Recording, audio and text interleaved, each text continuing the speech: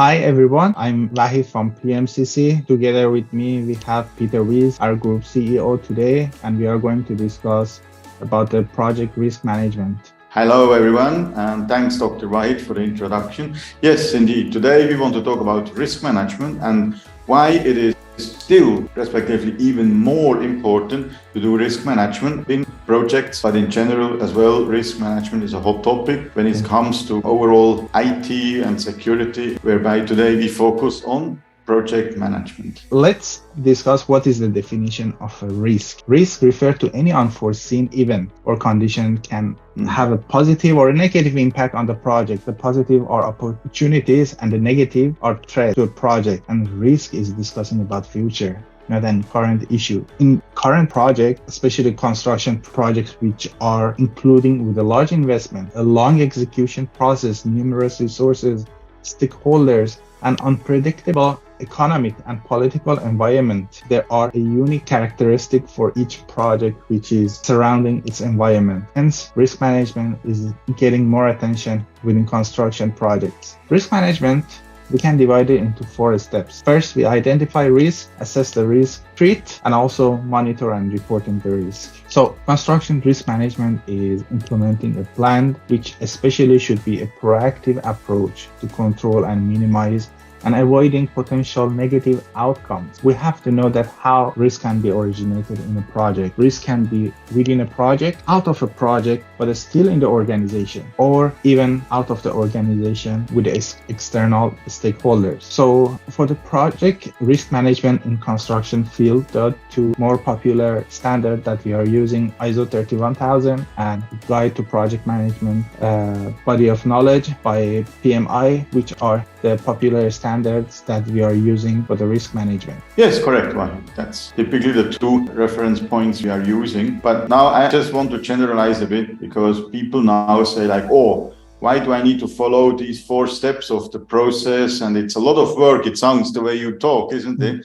And I heard a lot of people in the construction industry like, just put some 5 to 7% risk budget away, and then, whatever happens, at least we have some backup, and that's it. But actually, that's not the way. The idea on risk management is literally to have an understanding what risks there are in the project and to understand what can happen, isn't it, in order to take preventive actions. And there will be a bit of discussion later what can be done about the risk prevention or the risk reduction. However, it's literally important to do the process as we just explained here, step by step, and it starts with the risk management plan. So why do we need a plan for risk management?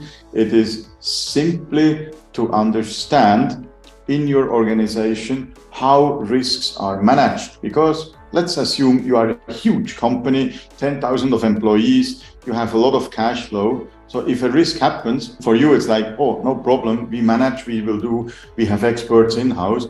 While maybe for a smaller company, a small expert company in certain topics, and the risk happens, maybe, for them, a small risk even can be devastating for their cash flow already, and maybe the company dies, isn't it? So the quantification of risks and how to deal with the risks, that has to be done first and foremost in a risk management plan before we start into anything else in these risks. So typically it's done in a proper document or in a 1-page Excel sheet to define exactly who is the risk manager, who is the team who's supposed to attend, and exactly these quantitative and qualitative aspects of risk management. Then the next step is the risk identification, and that's the easiest way forward is simple. Just do brainstorming, and typically if you have an expert in your team or experts, and you sit together for an afternoon and do a risk workshop, you actually can tabulate the most critical risks already based on the expert opinions. But there is as well, if you have your scope of work, the contract availability, the contract's requirements, you use that. Or a good one is lessons learned from previous projects. If this is a similar repetitive project, so lessons learned from past projects. will actually give a big deal on how to do certain risk measures. And I think that's the start point for risk identification, whereby that's for the kickoff of risk management. During the course, I believe, Vahid, you will explain that later, the course of risk monitoring, there will be any time in the project a new risk identification, because things are evolving, governments are changing, the world is changing, isn't it? So new risks can happen, and that's important to identify those. And if it has an impact to the project, it has to come into the risk list as well. Yeah, exactly, Peter. You also have mentioned about the qualitative and quantitative risk analysis. We know that the famous qualitative example, it can be a probability and consequence matrix. We evaluate the risk that identified that with a qualitative way, with the steps of identifying threats, how likely they can happen, and the potential impact. And after qualitative, we can do the quantitative, which is built on the result of the qualitative risk assessment, which usually involves numerical analysis, decision tree simulation, or formal statistical method, which it's very important that we do regularly repeat the risk analysis to make sure the impact is measured properly. And then, as we have mentioned, for implementing the response, the control measures and the procedures to mitigate the identified risk is very important to be implemented in the project, because we know that failure to complete the process can lead to major errors. We know that many projects, they do a proper risk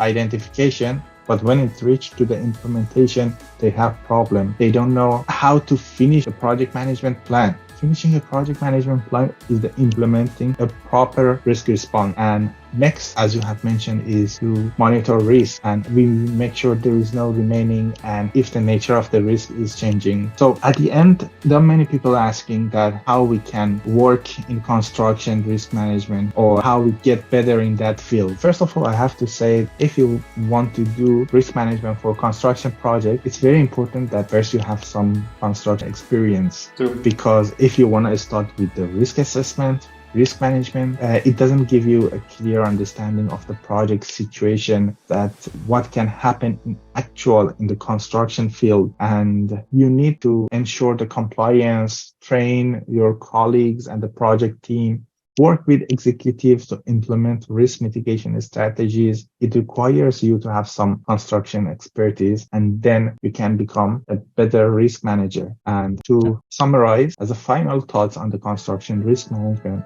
we have to say that a strong collaboration and communication among all stakeholders, because we have mentioned the risk origin can be within project or out of organization or inside the organization. We have different stakeholders, and this strong collaboration and communication with the stakeholders and working closely with them can keep everyone informed, and the risk can be identified and managed before they become a major issue. True. Yeah, Vahid, actually, you raised a lot of very important points here, and I agree with your conclusion. I would say that the most important part here is really to have competent people or experienced people from those projects, previous projects, on board, or a consultant, of course, who knows this kind of projects, to help. Because the risk responses, to transfer risks to maybe an insurance or another contractor or somewhere else, to reduce the risk or avoid risks, that's highly critical and typically done by the guys who know about it, isn't it? Especially in the construction field, the risks can be devastating, because if you don't do it properly from the very beginning, either you have maybe dead bodies, you cannot operate the system properly later, or you are hacking, and it will cost a lot of money to fix the problems later. And one important point as well, the difference between issue and risks. We didn't mention that before, but it's, to me, always the same topic. People mix that, because a risk, as you mentioned at the very, very beginning, a risk is an uncertain event in the future. So that means, because it's in the future, we only can predict.